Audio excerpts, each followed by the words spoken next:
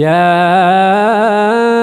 أيها الذين آمنوا كتب عليكم الصيام كما كتب على الذين من قبلكم لعلكم تتقون أياما معدودات فمن كان منكم مريضا أو على سفر فعدة من أيام أخر وعلى الذين يطيقونه فدية طعام مسكين فمن تطوع خيرا فهو خير له وأن تصوموا خير لكم إن كنتم تعلمون